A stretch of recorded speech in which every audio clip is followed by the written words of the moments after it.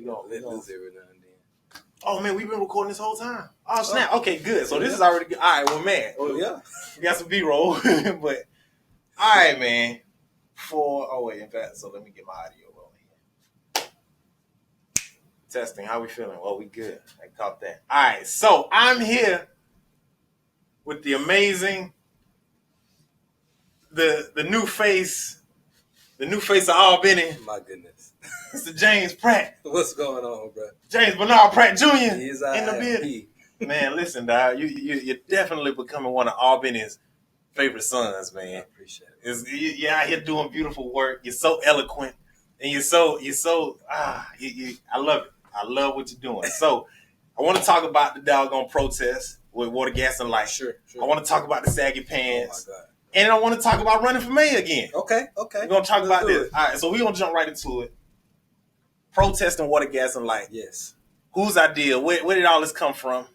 And how we go from just nothing to where we going on the 29th. So, bro, it's been first. Well, let me say I'm glad to be here. Yeah, rough introduction. I'm Adam. This is James Pratt. That's all you need to know. Tell me that. It's good to see you though. Yeah. And so this all started because of some powerful black women, actually. So a lot of, we got a lot of black mothers, a lot of single black mothers down here in Albany that are struggling, right? They're struggling to make ends meet. They work in several jobs. The job market's crazy down here. And on top of that, they paying $500, $600, $700, thousands of dollars on utilities, how they rent. And that's the problem. That is a problem. Right. And they doing the best they can to make ends meet. They helping out each other. And so this young lady, Amna Faruqi, along with some other powerful black women down here, created this group and worked with 9 to 5 Georgia to organize and develop like some real demands for utilities justice. Things like holding landlords accountable. Because a lot of the high utility rates, because landlords don't take care of the buildings. Insulation is bad. Water's leaking. Even my own apartment complex, I had some issues and my utilities bill got a little high. And so it was real life.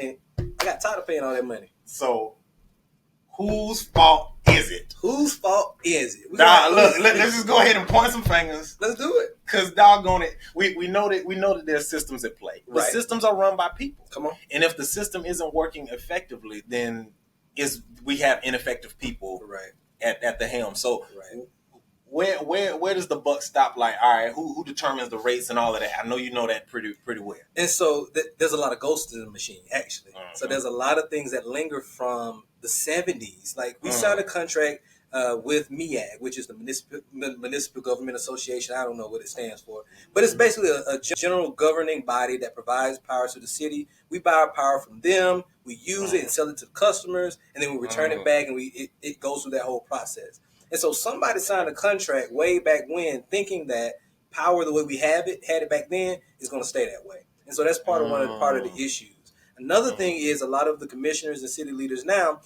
aren't as familiar with green energy at all. They brand new to it. We can talk about that one now. Right. We can talk about what. In fact, we keep going. We're going to pivot to that one later. I think that's the biggest thing. I think a lot of people are brand new to it. And Albany has always been behind when it comes to energy, when it comes to progressive things. And so I think it's hard to put any individual at fault, because I think it's a culture.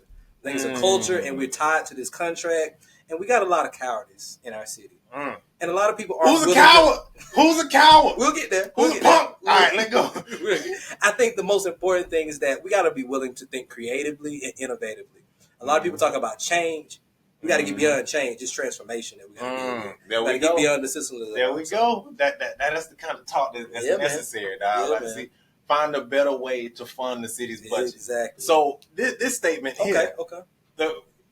Water, Gas, and Light, because the city now is in control of Water, Gas, and Light. It was a separate entity at one point. It was a separate entity, but the city, I think, had always made money. Like part of the revenue stream for the city, because we don't have a lot of homeowners, because we don't have a lot of people paying high property tax rates, that's where they get their money from. And that's part of the cycle of poverty, right? Because people can't pay the home on the taxes because they don't have the land, because they've been disenfranchised, because of redlining, because of all these kind of things that we know historically has impacted Albany today. So, all right. Yeah. So before we get to pointing out who the punks is, what's the solution? The solution is getting a tenant's bill of rights, making sure these landlords are taking care of their buildings. So we got a lot of elected officials on the state level and the local level that own businesses and that own buildings where people are staying in, and their water is leaking and all these kind of things are happening. And so we have to have a tenants bill of rights that protects the tenants. We have to think of more programs to give people some time to pay their bills, right? People are struggling. We have a 33% poverty rate in Albany, Georgia. That's one of the highest in the country. And so we have to think about ways to support people and create pathways to success, not just expect them, okay, this month you ain't got it, we expect you to build on top of that. There's a lot of late fees. We got to get rid of those. There you go. All those things, they compound. And so people like to talk about investment, but they don't talk about negative investment and compounding interest of the accumulation, right? See, we talk about accumulation, making money. If I could invest in 1950, a white person invest in 1950, they can build that property, build that revenue. Exactly. But if I wasn't allowed to have a good house in 1950 or 20 years later, even if I do get some interest, that investment portfolio won't develop in the same way. But we know racism, classism, and sexism all play into that. Boy, look, hey, I can follow you. Hey, man. You're talking over some folks' Come heads. on, we can break it down. That's what I do all day. Well, we gonna take tiptoe on that. But I pulled up this petition here to suspend Albany utilities cutoffs. Yes. Talk about this petition and how you think it can be an effective tool going forward. So again, I don't want to take anything away from these powerful women that have been doing the job, because we have a Utilities Justice Fellowship as a part of this nonprofit that I'm a part of, Sewega Rising. And so folks, these women are working with 9 to 5 Georgia, and they created this petition, again, to demand that, okay, people can't pay, but they shouldn't be without power, because, again, that reinforces the issue. If you ain't got power, you can't get to work, you can't take care of your kids, you can't do the things that are necessary for you to survive. And so this is just a first step to get in the door to say, okay, let's do a pause, let's assess, and let's figure out how we can help those at the margins and figure out how we can bridge the gap. I'm finna sign this petition. Hey, ahora. I wish I could sign it 30 times. Hey, listen, no, we finna ahora. Get it. Ahora.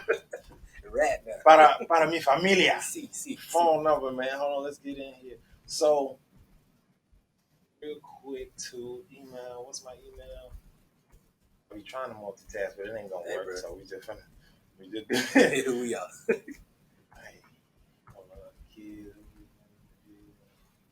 Wait, and so the ladies though.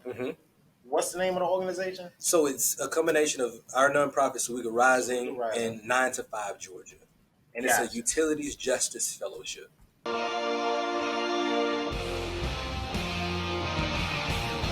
Utilities Justice And so Fellowship. they're getting supported and paid to do the work. They've been going around all these types of communities. They've been getting old utilities bills in order to see, okay, you've been paying $500, that shouldn't be, because a lot of folks don't know they can have a voice. Exactly. They didn't know what to complain about. They thought this is just a norm. And so a lot of people, they haven't been Just beyond Albany, they accept it. And they deal with it. And nobody's helped them in the process. That'd be my problem, dog. That'd be my problem with everything. That's why I done got kind of quiet. I done got kind of quiet. I'm so tired of people not questioning. And they're so willing to just accept what they handed and told. Absolutely. So, doggone it. In fact, let's pivot to that real quick. Okay. How do you sustain? Because doggone it, I see you take on these people online so beautifully. It's honestly, I feel the way Jesus would handle people. Like, I'm so serious. Okay. People come at you with the most outrageous stuff they be saying just off the wall. It ain't got nothing to do with what we talking.